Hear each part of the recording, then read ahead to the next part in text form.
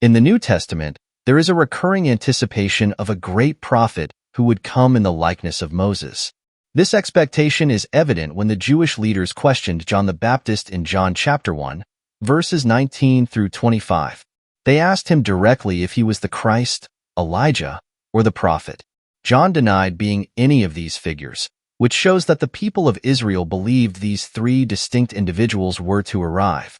However, the scriptures reveal a more profound truth about these identities, especially concerning the one called the prophet.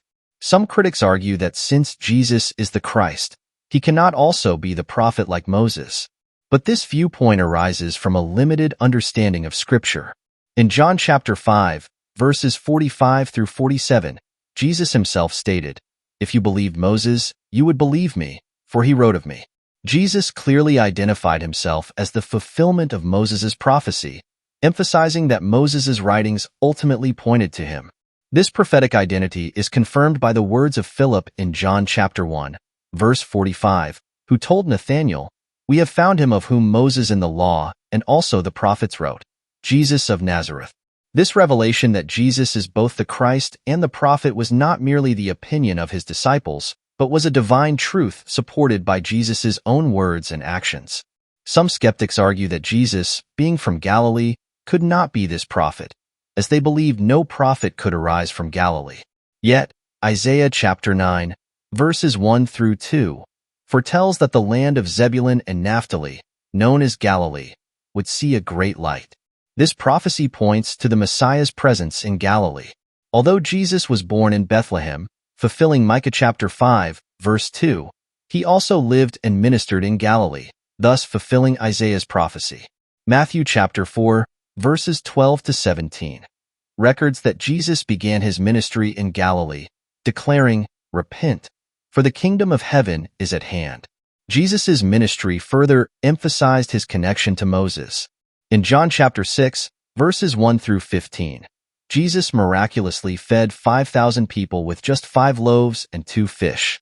This act parallels Moses' provision of manna to the Israelites in the wilderness. Witnessing this miracle, the people declared, "This is indeed the prophet who is to come into the world." Their recognition of Jesus as the prophet like Moses was based on his miraculous deeds, which reflected Moses' work under God's guidance. The prophecy in Deuteronomy chapter 18, verse 18, where God promises to raise up for Israel a prophet like Moses from among their brothers, directly points to Jesus. As Moses mediated between God and Israel, so does Jesus serve as the ultimate mediator. He speaks only what the Father commands, fulfilling God's directive in Deuteronomy that the prophet would speak God's words and convey his will. While some initially believed that the prophet would be a separate figure, later understanding, even within Jewish tradition, recognized that the Messiah and the prophet would be one and the same.